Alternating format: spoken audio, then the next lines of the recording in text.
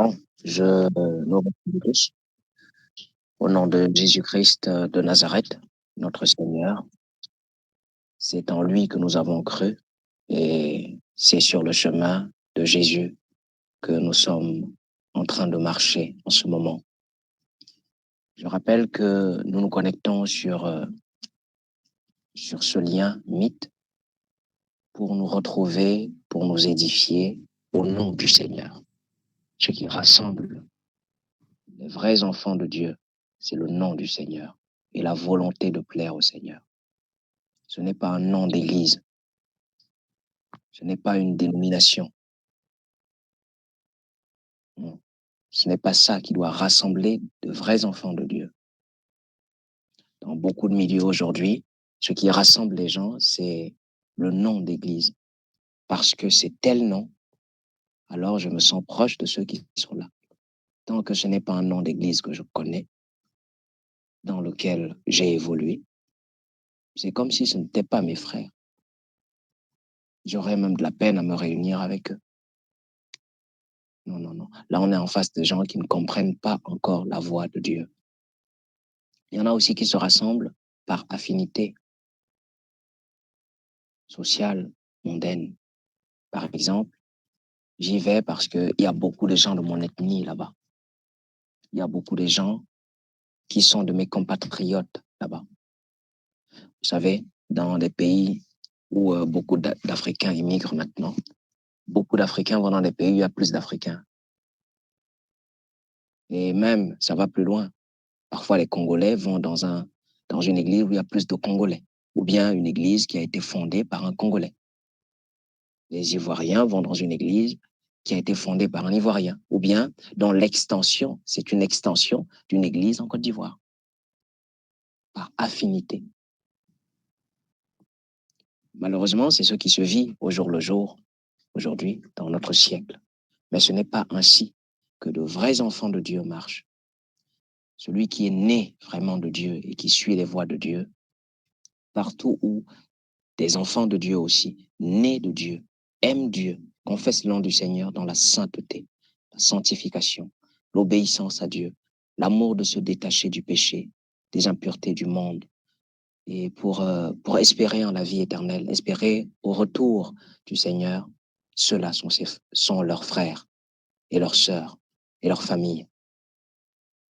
Alors, il peut y avoir de petites différences, des différences d'âge, des différences culturelles, des différences nationales. Mais ce qui les réunit, c'est le nom du Seigneur Jésus-Christ. C'est pour ça que Jésus n'a pas hésité d'affirmer sans cesse ces mots. Tous ceux qui sont réunis en mon nom, c'est ça. C'est le nom qui réunit les vrais enfants de Dieu. Pas le nom d'une église, le nom du Seigneur. Pas le nom d'un pays, le nom du Seigneur, pas le nom d'une ethnie, pas une classe sociale aussi. Il y a des groupes WhatsApp aujourd'hui où c'est le nom du groupe. Ça peut être lié aux finances, ça peut être lié au développement personnel, ça peut être lié aux activités culturelles. Non, non, non. Ce qui réunit les vrais enfants de Dieu, c'est le nom du Seigneur. Je crois donc, je veux espérer que nous sommes réunis au nom du Seigneur. Et là où nous trouvons les vrais enfants de Dieu, nous tirons l'édification qui peut être utile pour nous. Et quand nous avons la possibilité, nous en donnons aussi. Parce que les enfants de Dieu s'édifient mutuellement, s'encouragent mutuellement, se construisent ensemble. Je veux rappeler également que nous sommes en cours d'enseignement sur le mariage. Par la grâce de Dieu, selon qui nous a conduits, on a commencé à parler du mariage depuis plusieurs semaines déjà. Nous avons parlé non pas d'une façon méthodique, académique, euh, parlant en détail de tout et d'une façon, comme je disais tout à l'heure, académique. Mais nous avons parlé comme le Seigneur nous a conduits et selon que la nécessité se faisait ressentir. D'abord, nous adressant aux frères et sœurs qui n'étaient pas encore mariés, quelques recommandations, quelques conseils, quelques pièges à éviter et quelques voies tortueuses dans lesquelles plusieurs, se disant croyants aujourd'hui, tombent. Puis, nous avons désiré parler à ceux qui sont sur le point de se marier ou sont sur le point de se lier à un conjoint pour fonder une maison, un foyer, une famille. Et c'est dans ce temps-ci que nous continuons à parler à ceux-là. Évidemment, toutes ces paroles servent à l'édification de tous, pour la connaissance et la sagesse de tous. Et ensuite, par la grâce de Dieu, nous parlerons aussi aux frères et sœurs qui sont mariés, les défis qui sont les leurs, les recommandations qui peuvent être utiles pour leurs conditions également, des conseils qui peuvent être judicieux selon le Seigneur, des recommandations, des pièges aussi à éviter. Je veux enfin rappeler ici qu'il n'y a pas un enseignement précis sur les détails modernes du mariage dans la Bible, le recueil de Saintes Écritures que nous avons, du moins dans le grand bloc protestant, c'est-à-dire les 66 livres. Il n'y a pas un enseignement détaillé là-dessus, ni dans l'Ancien Testament, qui est en fait une Bible hébraïque, donc la Bible juive, ni dans la Nouvelle, qui est le recueil des Écritures pour les chrétiens en particulier. Mais ce sont là l'ensemble des Écritures qui sont utiles et qui servent à ce qu'on enseigne dessus, à ce qu'on corrige, à ce qu'on instruise les enfants de Dieu, comme l'a dit le frère Paul dans le livre de Timothée, au chapitre 3, verset 16, deuxième lettre. Toute écriture de Dieu est inspirée, vient de Dieu, et sert à enseigner, à instruire, à corriger, à redresser, à éduquer, afin que celui qui appartient à Dieu, l'homme de Dieu, la femme de Dieu, puisse devenir accompli, puisse devenir mûr dans la foi et puisse porter du fruit.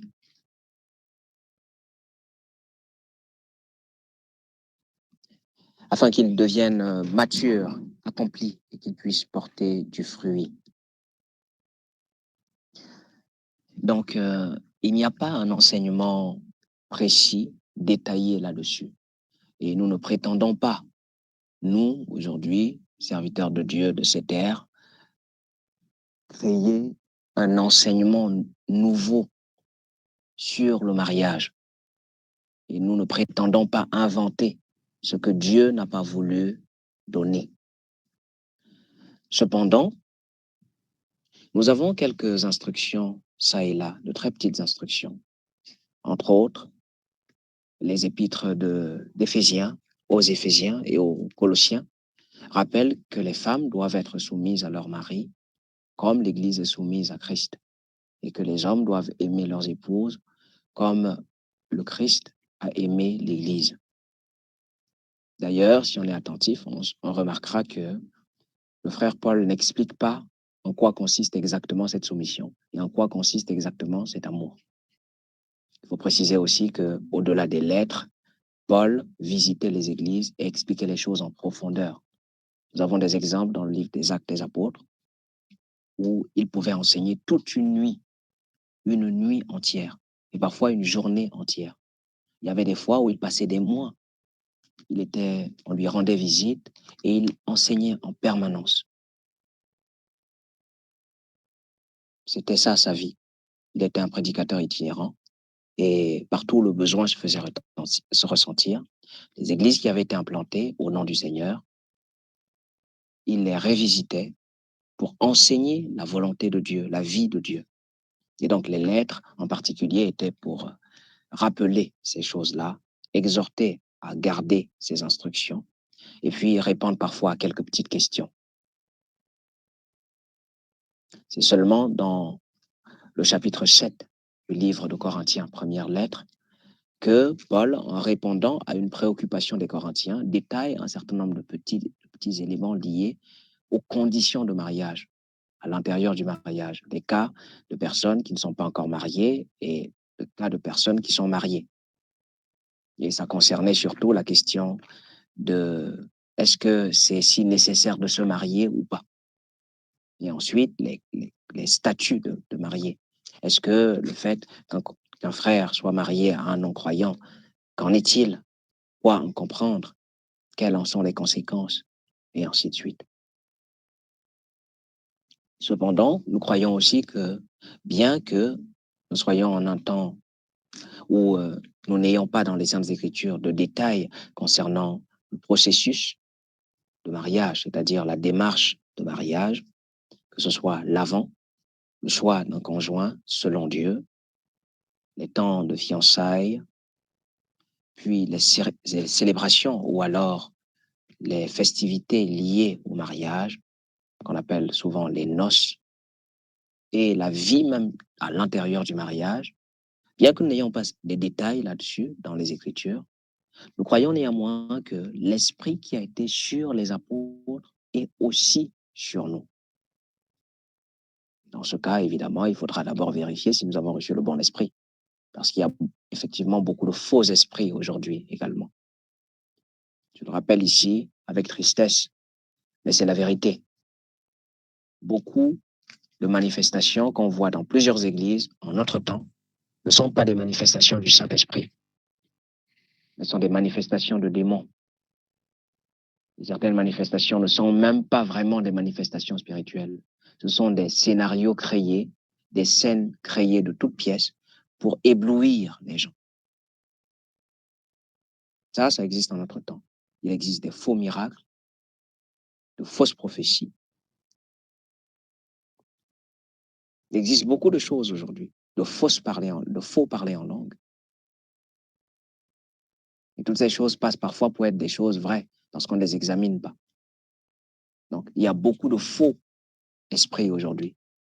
Mais comme il n'y a pas d'examen, il n'y a pas de discernement, et le diable continue à séduire dans les églises, à séduire, à tromper, à tromper et à tromper.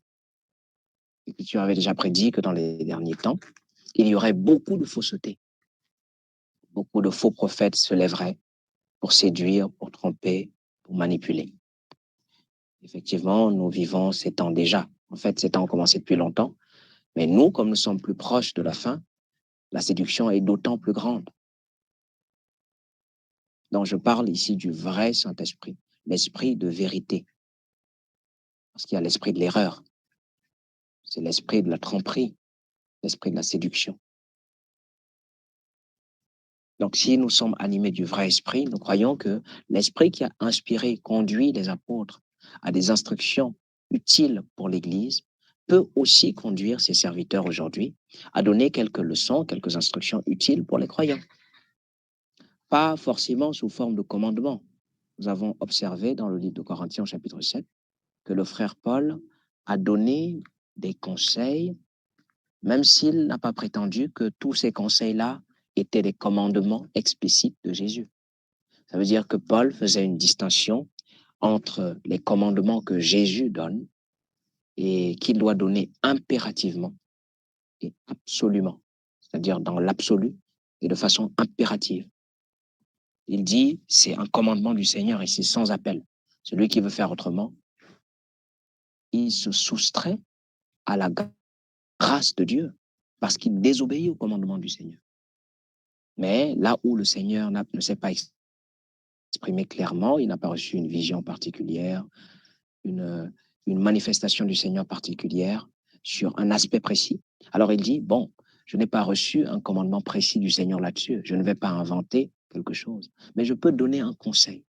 Il rappelle que je donne un conseil comme un serviteur de Dieu digne, c'est-à-dire comme quelqu'un qui a reçu de Dieu la grâce de servir pour instruire le peuple de Dieu, enseigner le peuple de Dieu à bien marcher pour le royaume des cieux. Donc, comme ayant été trouvé fidèle, jugé digne. D'ailleurs, il dit, je crois aussi avoir l'Esprit de Dieu, que les gens qui pensent que quand je dis c'est mon avis là, Ils pensent que je suis en train de raconter mes balivernes ou que je suis en train de dire mes pensées charnelles. Non, c'est pas parce que je dis que c'est un conseil que c'est à négliger. C'est ce que le frère Paul dit. C'est un propos que nous pouvons tout à fait utiliser aujourd'hui également. Donc, je nous rappelle que nous ne prétendons pas ici faire sortir de la Bible des choses nouvelles. Non. Si vous avez cherché dans les Écritures comment être fiancé, comment se marier, comment vivre la sexualité dans un foyer, et que vous ne trouvez pas ça, ne vous étonnez pas. Ce n'est pas le pasteur qui va inventer ça. Ça n'existe pas. Mais nous croyons que l'Esprit de Dieu, qui est le même hier et aujourd'hui, s'il est le vrai Esprit de Dieu, et que nous l'avons, qu'il est avec nous, cet Esprit de vérité nous conduira dans toute la vérité, car il nous enseignera à l'égard de toutes choses, instruira. Et si l'Esprit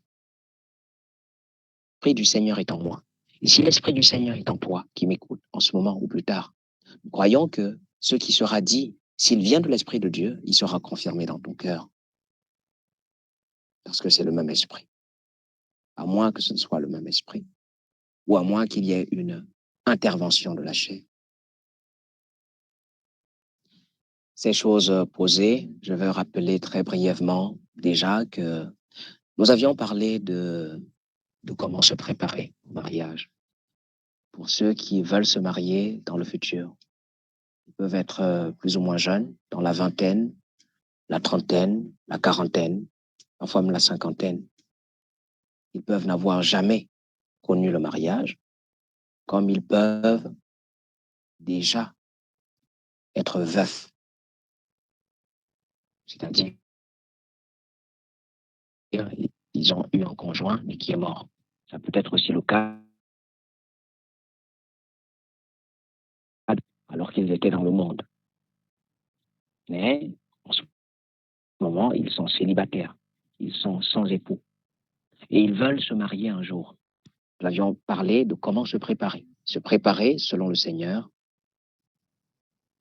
c'est croître dans le Seigneur, travailler sa foi à grandir dans le Seigneur.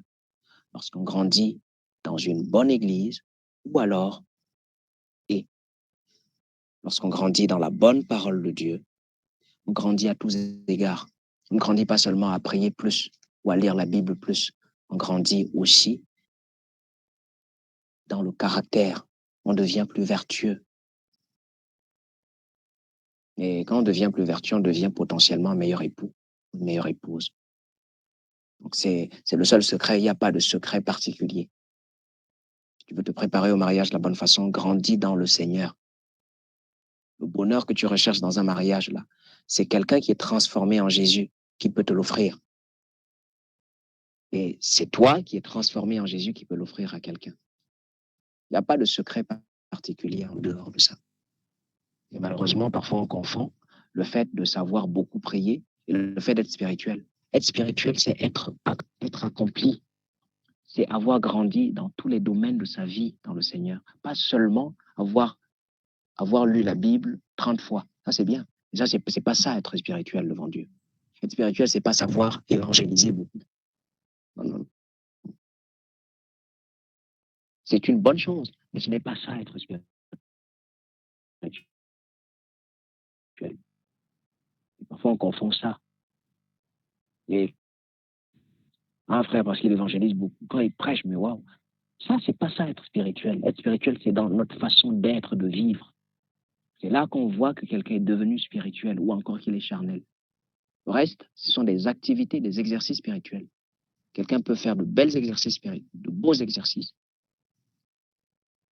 et être charnel, vivre dans la chair, marcher, réfléchir selon la chair, parler selon la chair, réagir selon la chair. C'est ça, se préparer selon le Seigneur, grandir convenablement. Pour ceux qui s'apprêtent déjà au mariage, nous avons parlé d'un certain nombre de choses, des raisons pour lesquelles il ne faut pas chercher à se marier. Si on a ces raisons-là, on va potentiellement construire un mauvais mariage. Et malheureusement, nous parlons de ces choses comme légèrement, mais il y a plusieurs frères et sœurs qui vivent les conséquences de ça aujourd'hui. Et le mariage a de la peine à croître, à évoluer convenablement, décemment, parce que les bases étaient faussées. Alors, on peut essayer de réadapter des choses, mais c'est assez compliqué. Nous savons ici que lorsque nous achetons quelque chose ou lorsque nous construisons quelque chose à la maison, quand les bases ne sont pas bonnes, la chose elle-même va te faire souffrir. Tu auras toujours de la peine à jouir de la chose convenablement. Tu cherches toujours à redresser, toujours à arranger, toujours parce que la base n'a pas été bonne. C'était fragile. Et en général, même on ne réussit pas vraiment à redresser la chose. On supporte seulement avec beaucoup de peine, beaucoup de chagrin, beaucoup d'endurance. Nous avons pas aussi parlé de la raison pour laquelle il faut se marier dans le Seigneur. Une raison d'ailleurs qui pourrait étonner plusieurs. Nous avons également parlé un tout petit peu de la démarche de mariage. Comment au moins commencer pour un frère ou une sœur. En général, ce sont les frères qui initient la démarche. Comment au moins commencer?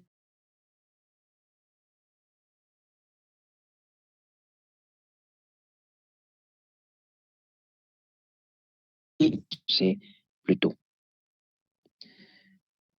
Je vais parler seulement de façon ramassée, touchant quelques éléments comme ça, espérant que cela pourra nous apporter quelque édification dans le Seigneur.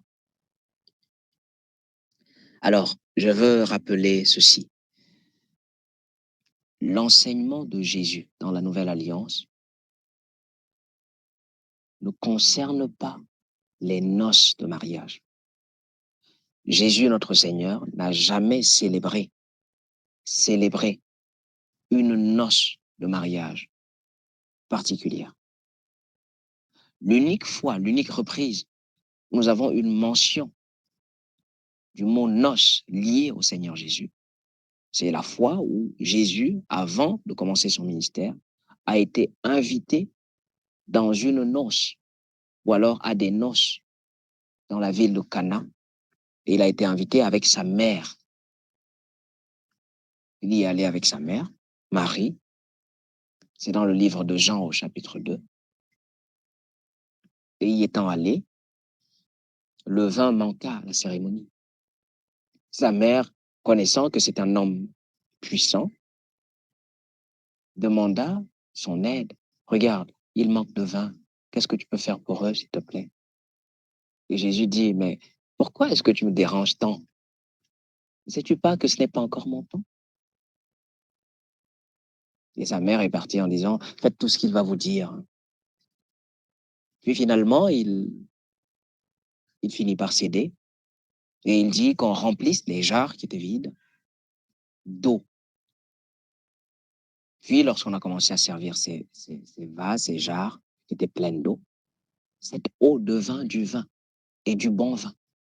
De sorte qu'une anecdote est sortie de cet épisode, de cette cérémonie, où les gens se disaient, mais on ne comprend pas, comment se fait-il que dans une bonne fête comme celle-là, on a du bon vin, on cache le bon vin, et les gens deviennent d'abord ivres d'un mauvais vin qui n'est même pas bon. Non, non, non, il faut d'abord boire le bon vin, savourer le bon vin, alors que on devient ivre de ça, et après, si on peut boire du vin qui n'est pas bon, qui n'a pas bon goût, bon, on est déjà ivre. Et on rapporte que c'était probablement le premier miracle de Jésus public, mais pas le seul, puisque Marie savait qu'il faisait des miracles. Alors, évidemment, nous pouvons dire que c'était avant le commencement du ministère de Jésus, donc on peut comprendre pourquoi il ne s'impliquait pas beaucoup, déjà, parce qu'il n'avait pas encore commencé son ministère. Mais la seconde chose aussi, c'est qu'il faut préciser qu'il ne faut pas attendre grand-chose du comportement de Jésus, parce que Jésus n'était pas encore dans l'Église. C'est nous, aujourd'hui, qui sommes dans l'Église de Jésus. L'Église n'a pas commencé quand Jésus vivait. Lorsque Jésus vivait, il était dans un temps transitoire entre l'ancienne alliance et la nouvelle. C'est pourquoi l'Écriture dit qu'il est né sous la loi. Effectivement, il est né sur la loi, il a été circoncis le 8e jour. Il a grandi selon les rites de Moïse, et il n'a prêché ouvertement et publiquement aux enfants d'Abraham, aux enfants d'Israël, c'est-à-dire en grande partie les Juifs et dans une certaine mesure les Samaritains, qui sont aussi enfants d'Abraham, c'est-à-dire du reste des tribus. Mais il n'est pas allé vers les nations. Il a même interdit à ses apôtres de son vivant d'aller vers les non-circoncis. Donc, on peut dire que le temps où Jésus a vécu, ce temps est particulier. Il y a des instructions que Jésus a données en ce temps-là qui peuvent être utiles aujourd'hui, mais c'est un temps particulier. C'est pour ça que Jésus, il y a un certain nombre de choses que Jésus s'est privé de faire. Mais il a annoncé les beaux jours qui viendraient. Il a dit, je bâtirai mon église, c'est une prophétie, je ferai ça dans le futur. Je bâtirai mon église. Effectivement, il a bâti son église lorsque tout pouvoir lui a été donné dans les cieux et sur la terre. C'est ainsi que son église a commencé. Il a commencé à se révéler, à apparaître à plusieurs de ses apôtres pour leur donner des sagesses de comment commencer cette église, de fonder, de structurer et de faire grandir l'œuvre selon lui. Et cette œuvre de l'Église a commencé jusqu'à aujourd'hui, partout où la bonne nouvelle du royaume des cieux est allée.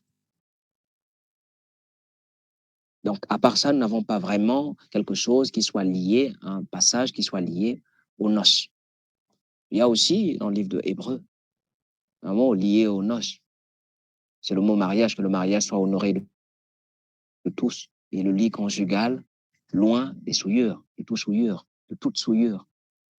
Le mot mariage, là, c'est le mot noce.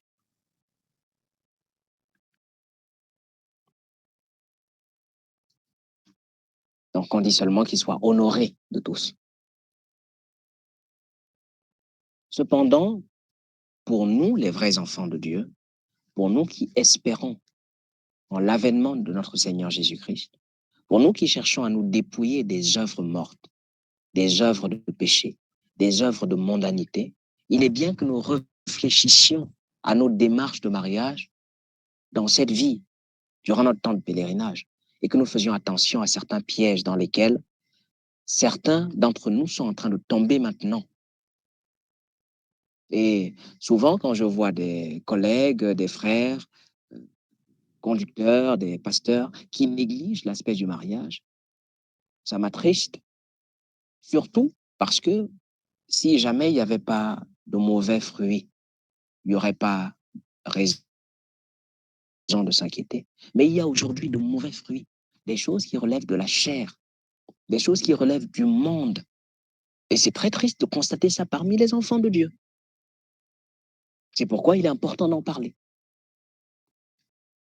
Si nous n'avons pas en tant que tel des instructions claires, nous pouvons donner une ligne, donner conseil, donner sagesse aux enfants de Dieu. Surtout que l'Esprit de Dieu équipe aujourd'hui aussi de la parole de sagesse pour l'édification de l'Église. Je vais rappeler ici la notion de dot. La dot, comme je l'avais déjà expliqué, j'ai reçu des questions sur cela. Je vais rappeler cela très brièvement. Dans les Écritures, surtout dans l'Ancien temps, la dot était beaucoup plus vue comme une amende, que ce soit avant le temps de la loi, ou que ce soit pendant le temps de la loi.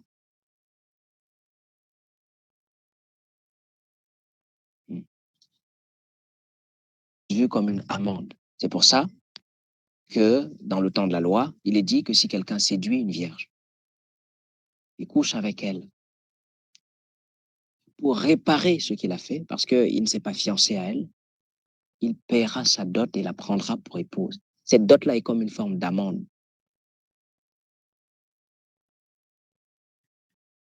Sinon, s'il ne veut pas payer sa dot, voici ce qu'il fait. Il paye la dot des vierges, parce que ça, c'est une autre forme d'amende, quand tu dédommages une jeune fille que tu as déshonorée et que tu ne veux pas prendre pour épouse. C'était une amende. Donc, beaucoup plus liée à une infraction, à une violation, à un déshonneur. Et ce qui était le plus observé dans le peuple, au milieu du peuple juif, c'était des présents. Nous pouvons l'observer dès les patriarches. Lorsqu'Abraham envoya son serviteur pour chercher une épouse dans la maison de ses parents, dans sa patrie, dans sa famille, à Isaac, son fils, ce serviteur alla, trouva la jeune fille, arriva dans la maison de la jeune fille et demanda la main de la jeune fille. Nous n'avons pas le temps de vérifier toutes ces choses. Vous pouvez lire dans le livre de Genèse au chapitre 24.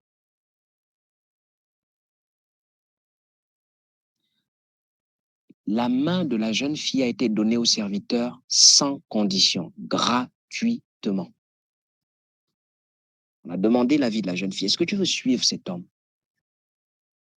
Elle a réfléchi, elle a dit oui. Pourquoi pas? Bon, oui, je veux bien. Le frère de la jeune fille a accepté. La mère de la jeune fille a accepté. Et on dit d'accord, ok. Que le Dieu de ton maître, je crois qu'Abraham, on le connaît un peu, c'est ok, qui soit avec vous.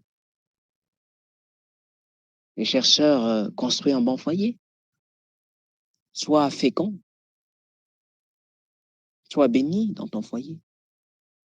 C'est seulement ensuite que le serviteur a déballé tous ses cadeaux, tout.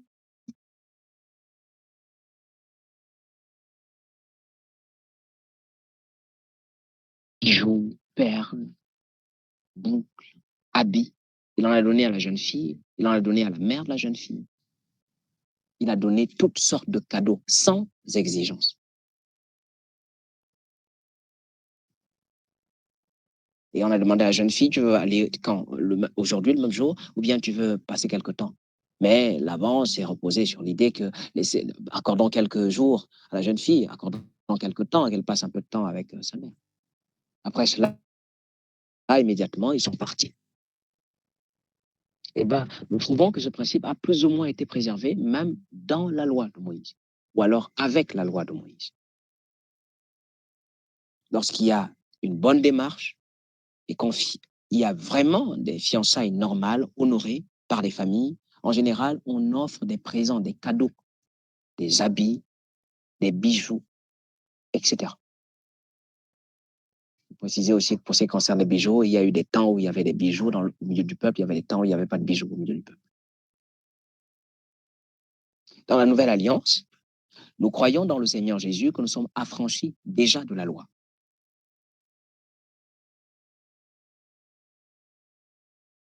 Que nous vivons aujourd'hui dans la liberté de Christ. Nous ne sommes pas sans loi parce que nous sommes sous la loi de Christ, mais nous ne sommes plus sous la loi de Moïse. Déjà, nous n'avons jamais été sous la loi de Moïse. Ce sont les Juifs qui étaient sous la loi de Moïse. Donc, en notre temps aujourd'hui, nous sommes affranchis du principe même de la loi. Et nous n'avons pas besoin de la notion de dot dans nos églises si nous voulons craindre Dieu et marcher dans les voies de Dieu. Nous pouvons garder le même principe de bienséance qui a commencé avec les patriarches. Je demande la main de la jeune fille auprès d'un frère ou bien au devant d'un frère. S'il agrée mes voies dans le Seigneur, il me donne la main de sa fille librement, sans exigence. À partir de ce moment-là, je fais sortir les cadeaux que j'ai prévu de donner en signe de reconnaissance. Ces cadeaux ne doivent plus être appelés dot. Ils doivent être appelés cadeaux présents. Je donne tout ce que mon cœur généreux, bienveillant me dit de donner selon la générosité de mon cœur. L'Écriture dit que le don qui est donné sans contrainte de tout son cœur, c'est le meilleur don.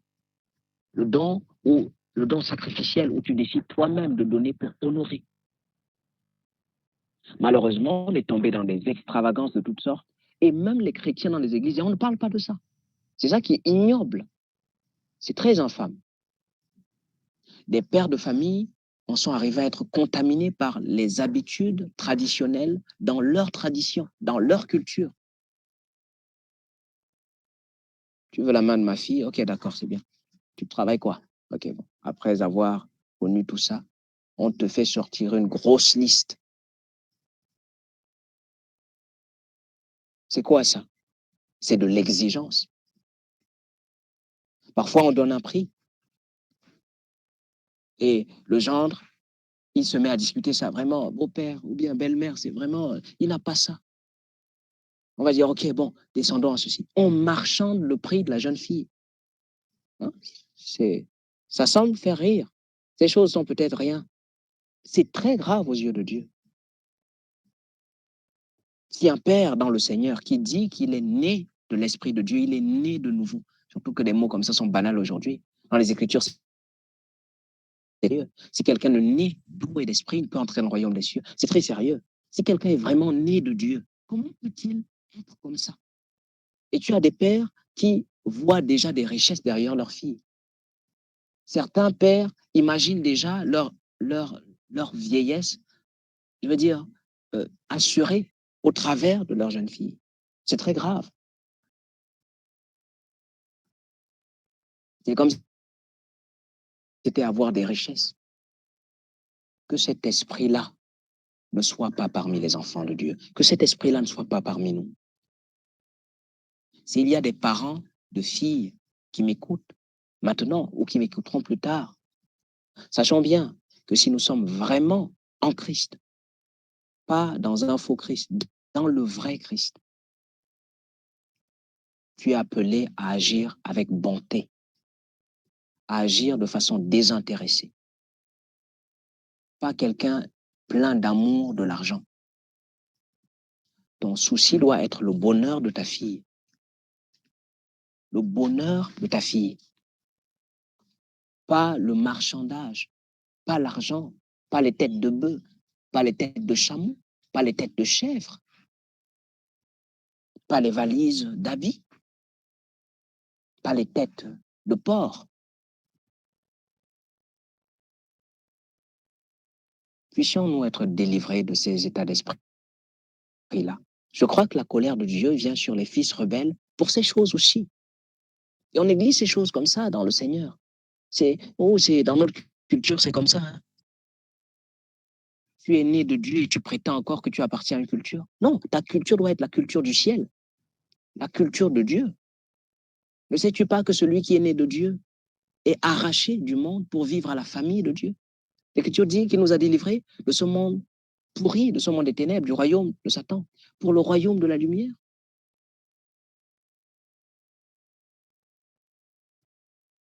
Les pères doivent être dépouillés de l'amour de l'argent.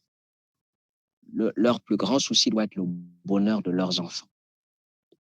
Maintenant, le gendre peut offrir, selon la bonté de son cœur, ce qu'il veut donner. Tout ce que le père peut faire quand il n'agrée pas, c'est dire non, moi je n'agrée pas les voix de ce jeune homme, je ne veux, franchement, si c'est vraiment mon avis que vous voulez, ça, c'est pas un mari pour toi, tout simplement. Ça ne doit pas être lié à l'argent. Et même si le jeune homme ne travaille pas, par exemple, ou il n'a pas un meilleur travail, je ne sais pas, c'est pour cette raison-là que tu veux l'interdire à ta fille, dis que c'est parce qu'il ne saura pas bien prendre soin de toi, tout simplement. Pas parce qu'il n'a pas grand-chose à te donner, toi, parce que tu es rempli de cupidité. Évidemment, quand nous parlons de ces choses, nous parlons aux enfants de Dieu. Lorsqu'un frère doit demander la main d'une jeune fille et que la jeune fille a des parents qui ne sont pas dans le Seigneur, si ses parents exigent une dot, on doit la payer. Dieu nous a appelés à être des gens de paix, pas des gens de guerre, de problème. Nous n'allons pas aller imposer notre doctrine à ceux qui ne comprennent pas la vie de Dieu. Ils sont encore charnels, ils sont dans le monde, ils sont dans la vie de la perdition.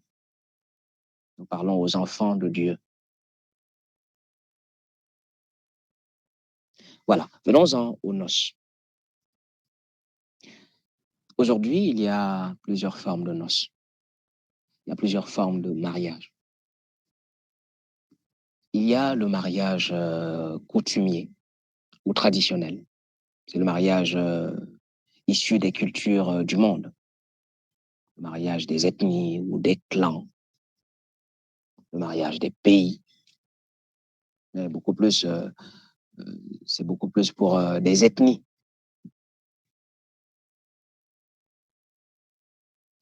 En général, ce sont des mariages très culturels, avec des éléments culturels nombreux. Nous parlerons de cela tout à l'heure. Et puis, il y a le mariage légal. Le mariage légal, c'est le mariage qui est conforme à la loi. C'est ça, légal. Conforme à la loi.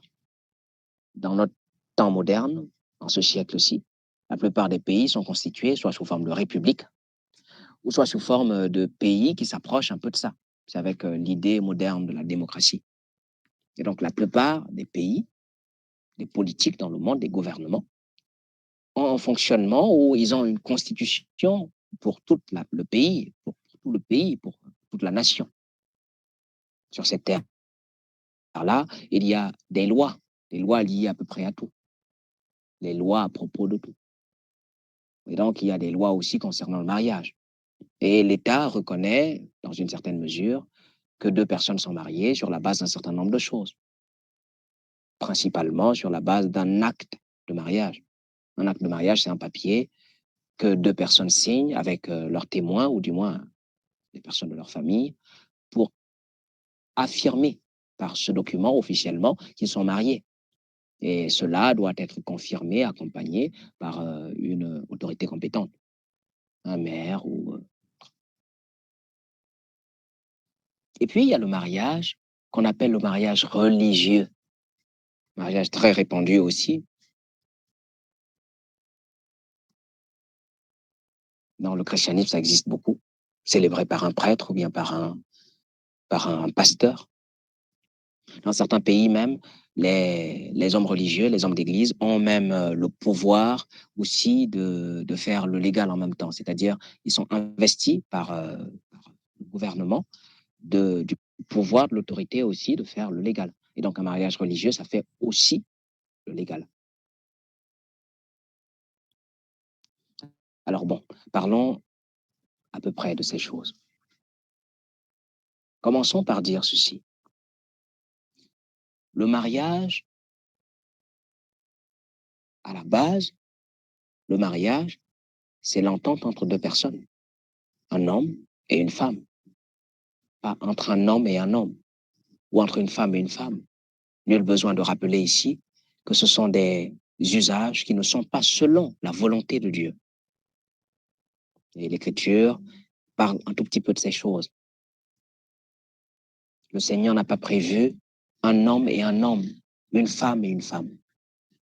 Et je crois que nous sommes presque tous ici convaincus de cela. Donc, il faut une entente entre deux personnes, un homme et une femme. S'ils s'entendent, que leurs familles s'entendent aussi, ou les accompagnent aussi, dans la mesure de la convenance. Cette nuance est très importante, dans la mesure de la convenance, parce qu'il y a des cas particuliers où on peut avoir affaire à un père ou à une mère qui oppose une farouche résistance, mais malgré cela, je dis bien malgré cela, et c'est selon des cas rares, des cas spécifiques, malgré cela, selon la volonté de Dieu, les choses pourraient être conduites autrement. Mais de manière générale, il faut le consentement des familles pour qu'il y ait mariage convenable. Donc, un mariage, ça lie deux personnes et leur famille. C'est ça principalement. Ça, c'est un mariage ordinaire, c'est-à-dire le mariage humain, pas forcément spirituel, humain. Et pour ça, c'est-à-dire pour un non-croyant, un mariage qu'on appelle coutumier, ça peut le faire. Si jamais deux personnes se sont entendues, l'homme est allé rencontrer la famille de la jeune fille et a honoré cette famille avec une dot, on peut considérer qu'ils sont liés, ils sont mariés. S'ils viennent au Seigneur, s'ils croient en Jésus, ils viennent au Seigneur, ce que l'Église doit faire, c'est examiner leur mariage et reconnaître ou pas le mariage. L'Église examine, et l'Église, c'est à travers ses conducteurs, examine le mariage. Est-ce que l'Église peut bénir ce mariage ou pas? Je parlerai de la bénédiction tout à l'heure. Donc, le mariage coutumier seul peut suffire. Le mariage qu'on appelle le mariage légal, c'est-à-dire un mariage reconnu par l'État, c'est aussi une forme de mariage qui peut suffire. Parce que c'est légal. Il y a des endroits où le mariage légal seul suffit. Les gens ne sont pas très enracinés dans les cultures. Dans la plupart de nos pays africains ici, En général, ce sont les deux qui sont importants.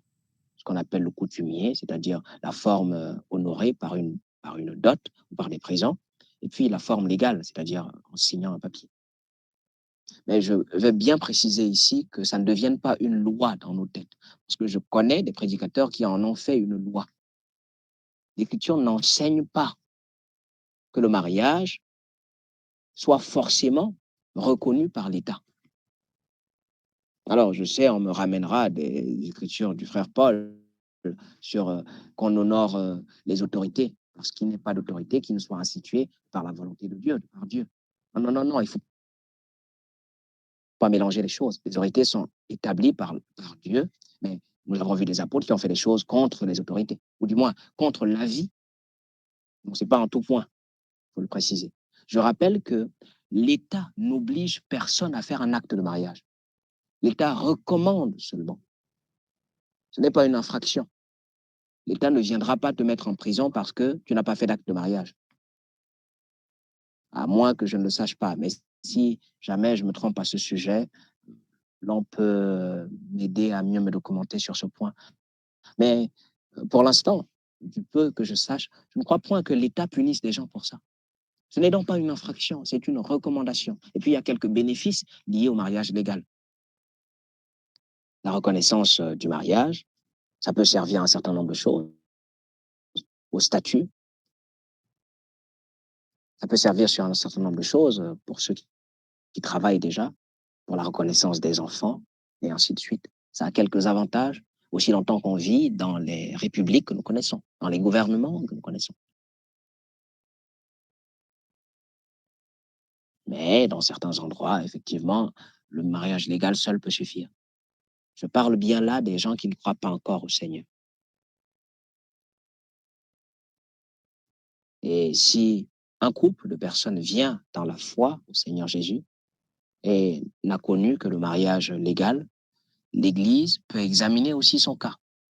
Et selon qu'il le jugera, il admettra et bénira ou pas ce mariage.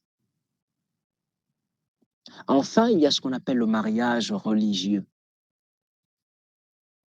On appelle aussi ça souvent la bénédiction nuptiale. Alors, c'est ici qu'il faut faire très attention parce que nous sommes les chrétiens. En principe, quand on dit religieux, ça devrait nous interpeller un tout petit peu. L'Écriture ne nous enseigne pas un mariage religieux ou une bénédiction nuptiale. Ça n'existe pas. L'Écriture ne nous enseigne pas aussi de célébrer des mariages. Non, non, non. Ce n'est pas le rôle de l'Église de célébrer des mariages. Je vois même de nos jours comment les églises ont récupéré ça entre les mains d'une façon particulière. Dès que tu veux te marier, tu informes seulement. On récupère ça. On organise et on fait tout. L'Église célèbre ça. Parfois, on s'occupe de tout. Il y a même des églises qui sont plutôt bienveillantes dans cette voie-là. Tu donnes une partie, une somme d'argent, et puis on complète. L'Église fait des cotisations complètes, et puis on célèbre le mariage complètement, ou du moins la cérémonie. Donc, je veux seulement nous rappeler ici que ce n'est pas le rôle de l'Église. Est-ce que c'est forcément mauvais? Nous en parlerons. Mais ce n'est pas le rôle de l'Église. Dieu n'a pas appelé l'Église à ça. Maintenant, le mot bénédiction n'est pas mauvais. La bénédiction est une bonne chose. Bénir, c'est dire de bonnes choses sur quelqu'un. C'est ça le sens du mot bénir. Ça veut dire des belles choses, dire le bien sur quelqu'un, que le bien arrive à quelqu'un. Ou bien ça peut aussi dire, bénir, quelqu'un peut aussi dire les belles choses de quelqu'un, sur quelqu'un. C'est ça, bénir. Or, la bénédiction, nous sommes appelés à bénir, n'oubliez pas. L'Écriture dit, car nous avons été appelés, non pas à maudire, mais à bénir. Et à bénir de toute façon. Nous sommes appelés à bénir, pas à maudire. Si nous sommes appelés à bénir, l'Écriture dit, bénissez, ne maudissez pas. Si on vous nuit, vos ennemis, ne maudissez pas les ennemis, bénissez vos ennemis. Si on doit bénir les ennemis, ce n'est pas les enfants de Dieu, nos frères qui aiment le Seigneur, qui s'aiment ardemment, qui veulent se marier, qui veulent vivre ensemble et manger leur amour. Ce n'est pas eux qu'on ne va pas bénir. Donc, n'ayons pas de problème avec le mot bénir. La bénédiction n'a pas de problème. C'est les circonstances dans lesquelles on bénit. et de quelle manière on arrive à faire ce qu'on appelle aujourd'hui bénédiction nuptiale. C'est ça. Jésus a béni des enfants. Jésus a béni des gens. Jésus a béni des femmes, des hommes. Et Dieu continue à nous bénir aujourd'hui de différentes façons. Donc, l'Église de Dieu peut bénir un mariage. Frères, sœurs, allez en paix. Que le Seigneur soit avec vous. Qu'il vous remplisse de sa grâce. Qu'il vous remplisse de bonheur. Qu'il vous rende fécond si vous avez besoin, si vous voulez des enfants. Qu'il vous donne la sagesse pour gérer votre foyer. Réussissez dans vos activités. Prospérez dans ce que vous faites, dans vos activités, dans vos entreprises, dans ce que vous entreprenez. C'est ce qu'on appelle de la bénédiction. Que la paix de Dieu soit avec vous, que la grâce vous accompagne. C'est aussi simple que ça. Maintenant, tout ce qu'on a mis autour, c'est de la vanité. Tout ce qu'on a mis autour.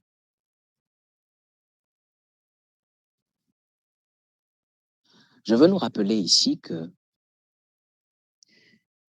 aujourd'hui, il y a vraiment une mondanité indescriptible dans les mariages qu'on appelle le mariage religieux, qui, comme je l'ai dit à la base ici, n'a même pas de fondement dans l'écriture. Il n'y a même pas de bien fondé de ça. Ce n'est qu'une bonne raison de dépense, de gaspillage et de distraction. Je répète, ce n'est qu'une bonne occasion de dépenser, de se distraire et de gaspiller. Quant à la bénédiction de l'Église n'a pas besoin de tout ça. Je parle ici de la vraie Église, je ne parle pas des faussetés qu'il y a partout là. Les vrais enfants de Dieu, là, ils ne sont pas intéressés de tout ce tapage. S'ils te voient, ils te bénissent simplement. S'il y a des hommes de Dieu là, ils t'imposent les mains. Ça peut même être à l'abri des regards de tous. On vous impose les mains, frère, soyez bénis. Que Dieu vous accompagne. Que les projets de Satan contre vous soient annulés. Nous proférons sur vous des paroles de bénédiction, des paroles de grâce. Que Dieu vous bénisse de toutes ses grâces. Ça, c'est une bénédiction. Ça peut être en une prière de 5 minutes. Ça peut être en une prière de 2 minutes. Une prière de 10 minutes. Avec 2-3 chants, peut-être pour rendre grâce à Dieu. C'est seulement ça, la bénédiction. Maintenant, toi, frère, toi, sœur, si vous voulez vous réjouir avec les frères, lors d'un culte de votre assemblée, un culte simple, vous pouvez faire un peu à manger pour vous réjouir avec vos frères du fait que vous vous êtes trouvés. Tu as trouvé ta côte, tu as trouvé l'os de tes os, et tu veux te réjouir avec tes frères qui sont tes frères, ta famille, ta véritable famille dans le Seigneur. Venons-en à ce qu'on appelle mariage religieux, comme on le connaît aujourd'hui. Une grande cérémonie faite dans une grande chapelle, et parfois même la chapelle, on prévoit déjà que la chapelle sera petite, on loue un grand endroit. On décore l'endroit avec un tas de choses. C'est l'occasion de beaucoup de gaspillage. La raison pour laquelle beaucoup de frères ont de la peine à se marier aujourd'hui, parfois ce n'est pas trop parce qu'ils n'ont pas trouvé le bon conjoint, ou parfois ce n'est pas trop parce qu'ils ne veulent pas se marier. Ils n'ont pas assez d'argent pour assumer tout ce qu'ils vont écouper, tout ce qu'ils vont confronter comme dépenses. Parfois, tu ne veux même pas, on va t'obliger, on va... Mais ça, c'est quel mariage, ça, si tu ne fais pas ceci? Parfois, on va récupérer ton mariage, on va organiser ça à ta place.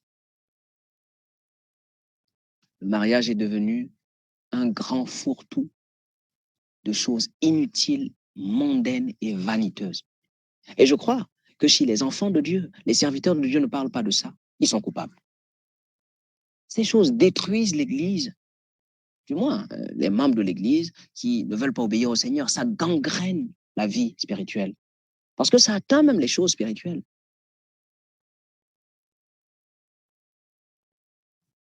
L'habit de mariée. Ce jour-là, tout à coup, tes habits ne sont plus tes habits. Tu dois aller louer une robe plus chère. Tu n'as jamais porté un habit de ce prix. Tu vas louer une robe que tu ne vas porter que le même jour, le seul jour.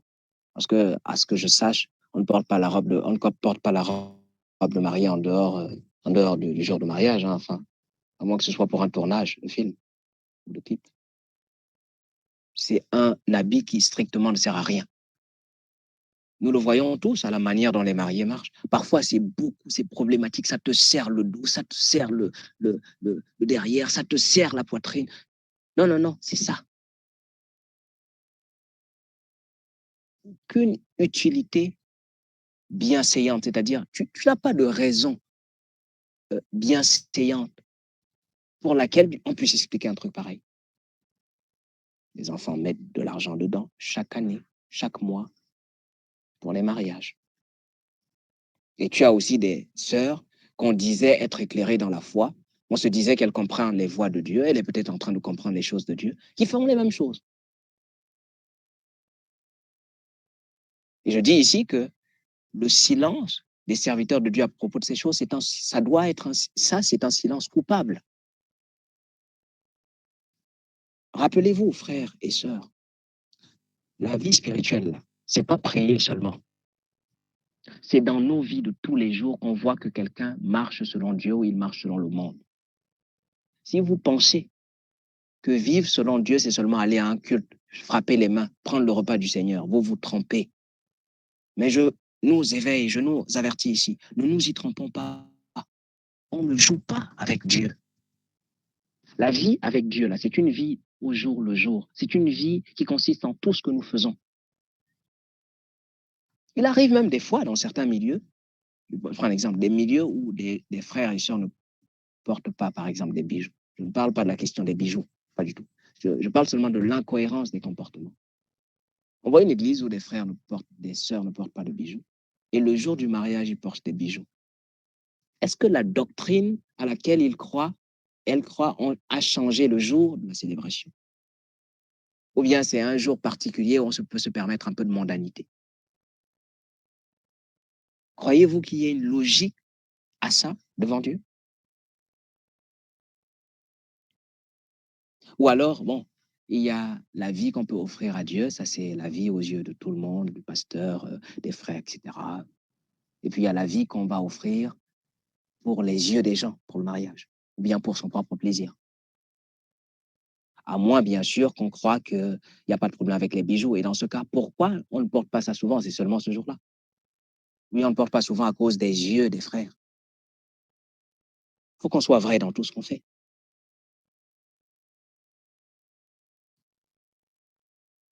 Énormément de mondanité. Vous pouvez porter les habits, vous pouvez porter les habits que vous portez souvent, ou du moins de beaux habits que vous avez, vous disposez. La plupart des gens ont de beaux habits qu'ils gardent pour des voyages, pour de grands jours, etc. Vous pouvez couper de nouveaux habits, pas forcément des habits extrêmement chers. Pourquoi faire? Est-ce que votre but, c'est de vous faire voir? Le Seigneur ne condamne-t-il pas le fait de se faire voir dans le Seigneur? N'aimez point le monde, ni les choses qui sont dans le monde. Si quelqu'un aime le monde, l'amour de Dieu ne demeure pas en lui. Ne vous y trompez pas. Nous, on aime beaucoup se flatter, nous les hommes. On fait des choses à l'envers, bancales, et on se dit quand même que Dieu est là. Tu vois quelqu'un comme ça, vraiment, on était content, hein? Gloire à Dieu, vraiment, ça c'est bien. Tu es sûr que la gloire était à Dieu à ton mariage, là? Tu es sûr de toi? L'Écriture dit, quoi que ce soit que vous fassiez, nous avons lu la dernière fois, faites tout pour la gloire de Dieu. Est-ce que nous connaissons la gloire de Dieu? La gloire de Dieu, c'est que tout ce que tu fais, que ce soit un truc qui honore Dieu, que ce soit un truc où ton cœur est pur, les intentions de ton cœur, les motivations de ton cœur, les manifestations des choses qui se sont passées là sont pures, sont bien fondées. Du moins, autant que cela dépend de toi. Si ce n'est pas ça, on ne peut pas dire qu'il y a eu la gloire de Dieu, la gloire du monde, oui. Pas la gloire de Dieu. La convoitise de la chair, la convoitise des yeux et l'ostentation de la vie, c'est ça le mot. Alors, second a traduit par l'orgueil de la vie. Bon, à peu près l'idée, mais le mot, c'est l'ostentation de la vie, c'est-à-dire l'exhibition, le fait de se faire voir, d'attirer l'attention.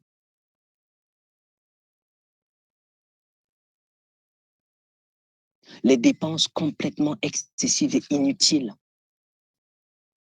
L'Écriture dit ceci. L'Écriture dit que tout m'est permis, mais tout n'est pas utile. Ça veut dire quoi? Le croyant marche d'après la règle de l'utilité. C'est pas si utile que ça. Pourquoi j'investis autant d'argent, autant d'énergie dans des inutilités pareilles? Il ne peut même pas sortir quelque chose de fructueux, de glorieux. Et bien sûr, je ne suis pas en train de parler à des gens qui ne croient pas. Ce ne sont pas les gens du dehors qui m'intéressent, ce sont les gens du dedans. Qu'ai-je à juger les choses des gens du dehors? Ils sont libres. Quand ils m'invitent, je suis là, je ne juge rien. Ils me donnent une boisson, je rentre chez moi. Je juge les choses des gens qui se disent enfants de Dieu et qui marchent mal. Et pourtant, qui prétendent qu'ils sont saints. Ils prétendent qu'ils honorent Dieu. En quoi honore-t-on Dieu? Il y a des couples, des familles qui s'endettent pour ça. L'Écriture, vous le savez, l'Écriture dit, ne cherchez pas à être endetté. Si vous êtes endetté de quelque chose, que ce soit de la responsabilité, du devoir de vous aimer.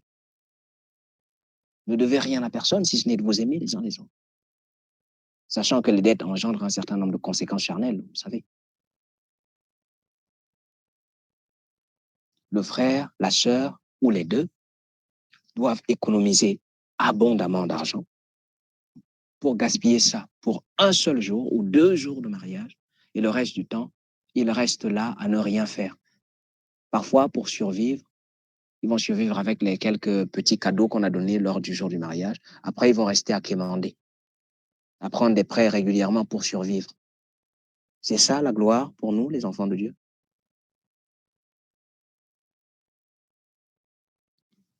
Les frères, les sœurs passent des jours, des mois, des semaines entières à préparer un truc inutile.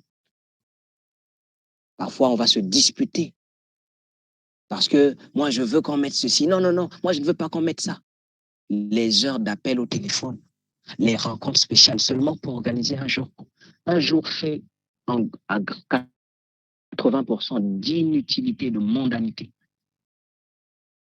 Il y a même des gens qui se disputent tellement que des gens commencent à remettre en question leur mariage seulement parce qu'on discutait de ce qu'on met dans le jour de la cérémonie.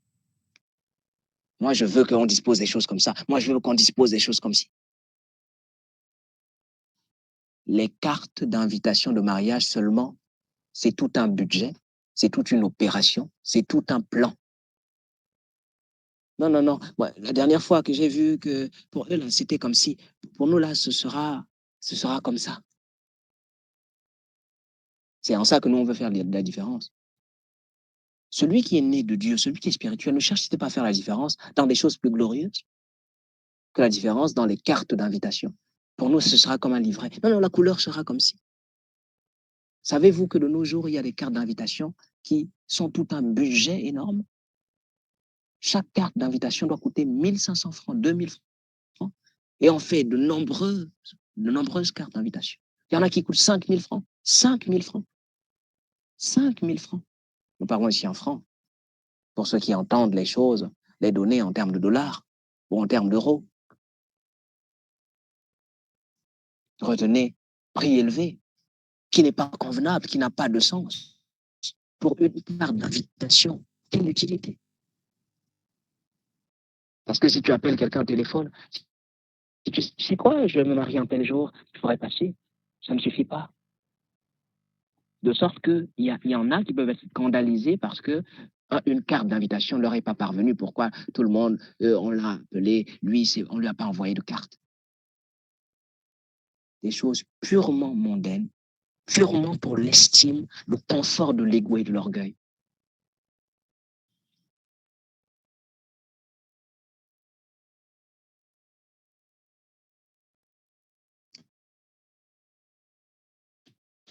Les bagues de mariage. Je répète encore, je trouve ça tellement illogique et insensé d'avoir affaire à des chrétiens qui prétendent que les bijoux, vraiment, enfants de Dieu, dépouillons-nous des bijoux. C'est pas bien, nous vous en comprenons pas de ça, c'est le monde, c'est pas bien. Le frère Paul recommande par l'Esprit de Dieu de ne pas porter de bijoux. Les anneaux qu'on met au doigt là, c'est quoi? C'est pas les bijoux. Je rappelle ici qu'à moins qu'on considère que les bijoux ne sont rien et que ce soit l'extravagance qui soit un problème. Dans ce cas, on est cohérent avec ce qu'on fait. Comment peut-on condamner les bijoux et on porte les bagues? Les bagues, ce n'est pas les bijoux. Ou bien, bon, les bagues, c'est pour le mariage, c'est différent. Mais qui a recommandé les bagues? C'est Dieu. Parce que si c'est Dieu, on peut dire, OK, bon, c'est Dieu qui a recommandé ça. En dehors de ça, on enlève tout. Qui a recommandé les bagues? C'est Dieu. Frères et sœurs, vous connaissez une seule occurrence de l'Écriture sainte où le Seigneur, que ce soit par les prophètes autrefois, ou que ce soit par les apôtres dans la Nouvelle Alliance, ait recommandé une seule fois de porter des bagues pour sceller l'alliance d'un mariage. Ces choses ne viennent purement et simplement que du monde. Ce sont des usages du monde. Dans le monde, c'est une bague qui représente un mariage. Dans le Seigneur, ce n'est pas la bague qui représente un mariage. L'Écriture dit que les deux s'uniront. L'homme quittera son père et sa mère, s'attachera à sa femme. C'est l'attachement, le mariage dans le Seigneur. Et l'attachement ici, on fait plus référence ici à une liaison, une connexion sexuelle. C'est le lit conjugal qui fait un mariage aux yeux de Dieu. Ce n'est pas la bague.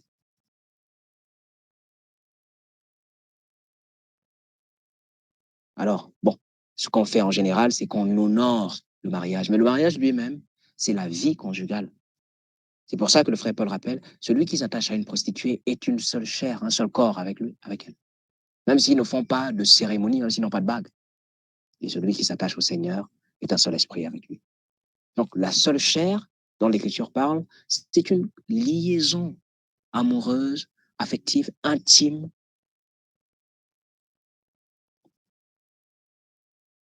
Ce n'est pas la bague. Le fondement, l'origine de la bague n'a rien à voir avec Dieu. Rien à voir avec Dieu. Ça n'a aucun justificatif pour un croyant qui est convaincu que les bijoux sont mauvais et qui garde la bague. Pour quelle utilité? Nous voyons à ceci que si c'était encore de simple bague, peut-être on se dirait, OK, bon, les bagues, aujourd'hui, il faut qu'il y ait, ce soit d'or, ce soit d'un diamant de quelques carats. Il faut que ce soit d'une pierre précieuse, d'émeraude, de saphir. Parce que, je ne sais pas, pourquoi est-ce que c'est comme un jour spécial? Bon, c'est pas vraiment un jour de mariage, tous les jours de sa vie. Hein. Ouais, ouais. La bague doit être la bague, quoi. The bague. De sorte que si c'est une bague qui n'est pas si chère, la mariée est offensée. On ne l'a pas honorée. Tout ça, c'est de petites subtilités comme ça, remplies dans les comportements des soi-disant enfants de Dieu, qui disent qu'ils sont saints, qui disent qu'ils honorent Dieu. Mais ils mettent la volonté de Dieu de côté quand ça concerne le mariage.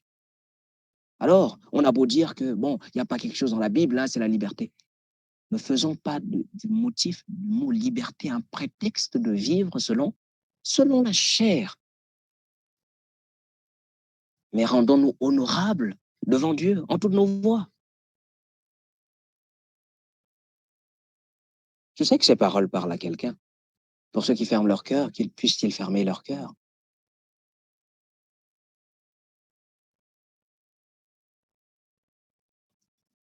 Vous dites que K.S. Bloom ne chante pas pour le Seigneur. Il a des locks, n'est-ce pas? Qu'il a une vie mélangée. Ça, c'est la musique gospel d'aujourd'hui. C'est pas convenable, etc. Pourquoi le Didier met ça à ton mariage, mon frère ou ma soeur? D'abord, que fait un Didier dans ton mariage? Parce que sans Didier, vous ne pouvez pas honorer, vous réjouir? Non, non, non, c'est comme ça, c'est les usages. Hein. C'est le mariage, c'est comme ça. Il faut chercher quelqu'un qui va s'occuper des appareils, puis qui va mettre de la musique. Non, non, je ne peux pas être mariage sans musique. C'est quoi? Qui nous a appris ça? Dieu? L'Esprit de Dieu? Quel bien fondé derrière tout ça? Je rappelle que je suis en train de parler de ce qu'on appelle le mariage religieux.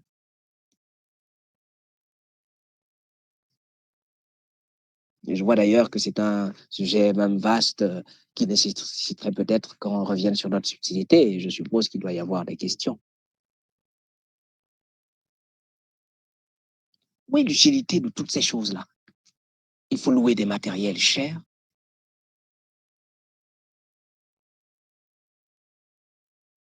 Dans ton église locale en général, tu ne parlais même pas dans un micro, mais c'est le mariage. Hein. Maintenant, il faut parler dans un micro, il faut louer des trucs chers. Parfois, c'est même un petit truc comme ça, mais non, non, c'est comme, voilà, les parrains de mariage. Je ne veux pas dire témoin ici parce que au moins ça, c'est légal. C'est toute une démarche pour chercher des parrains. Qui nous apprend tout ça même? Dieu? Non, non. Les habitudes mondaines.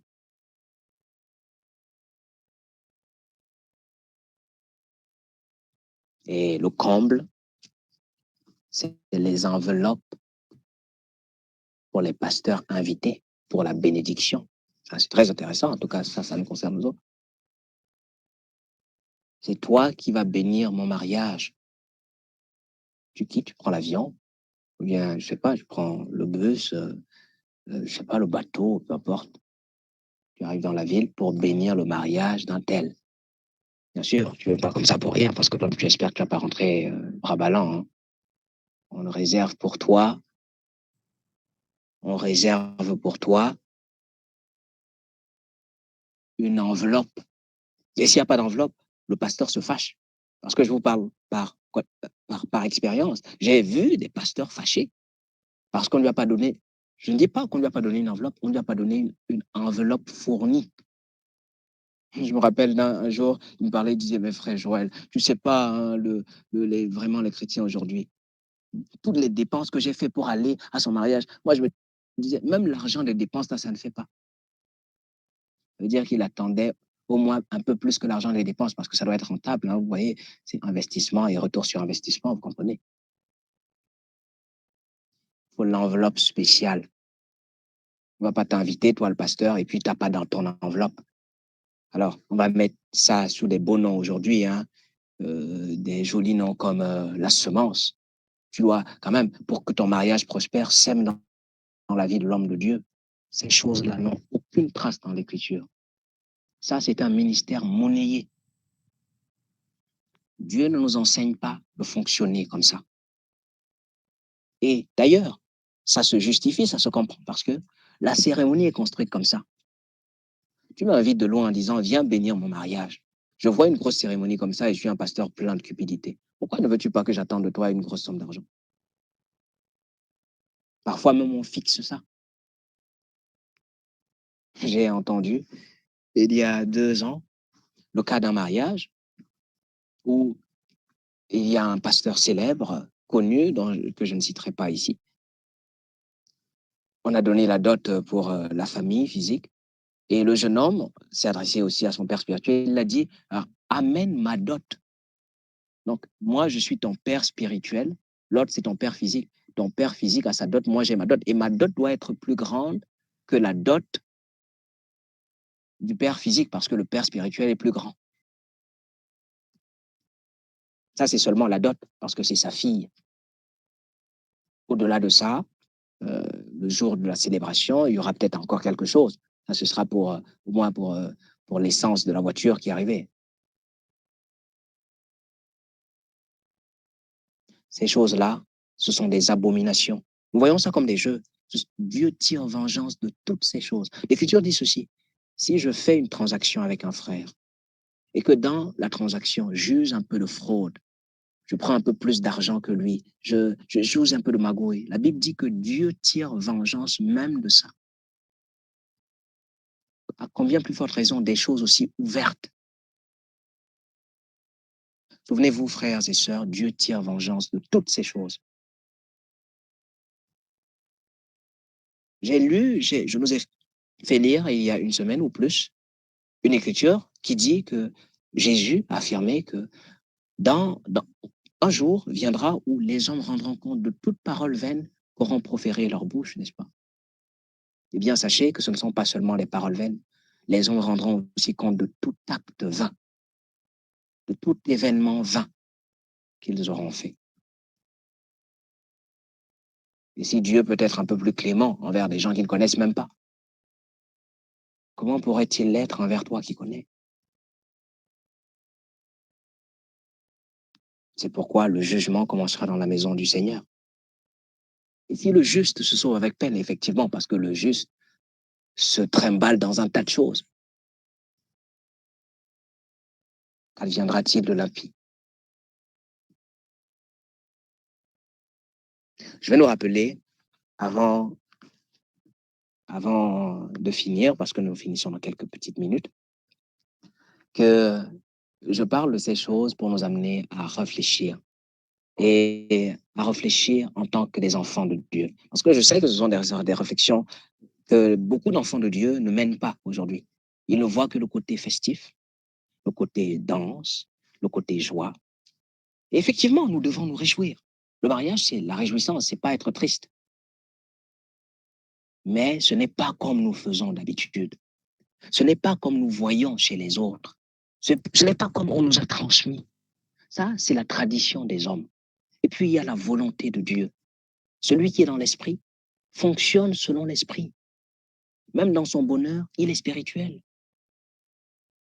Je ne suis pas en train de dire ici que nous ne pouvons pas faire de belles choses, que nous ne pouvons pas avoir un jour merveilleux, un jour plein de réjouissance, un jour avec beaucoup de larmes et d'émotions. Ce n'est pas ça que je dis. Peut-être que nous continuerons à parler de ces choses une prochaine fois, expliquant bien. Mais je nous rappelle ici que beaucoup de choses que nous faisons ne sont pas liées à la volonté de Dieu. Examine bien ton cœur. Tu verras que ce n'est lié qu'à ta mondanité, à ton désir de te montrer. Parce que tu ne peux justifier ça par rien, par la parole de Dieu. Si ce n'est seulement te vanter, te dire, bon, Dieu a dit ça où exactement? Ou bien, où est la liberté que Dieu nous a donnée? La liberté n'est pas un prétexte de vivre selon la chair. La liberté n'est pas un prétexte de vivre selon le monde. Alors, je vais m'arrêter là aujourd'hui. Comme je l'ai dit tout à l'heure, je suppose qu'il y a des questions, mais je nous recommande de les garder puisqu'il se fait tard. Nous pourrons peut-être, par la grâce de Dieu, les continuer une prochaine fois et y répondre avant de continuer sur d'autres paroles. Je finis en remerciant tous ceux qui ont écouté de bon cœur et qui ont été patients jusqu'à cette heure. Que Dieu bénisse votre entendement. J'espère que chacun tirera au moins l'essentiel, le peu qui soit utile pour lui-même et pour son édification. Que la paix soit avec vous tous.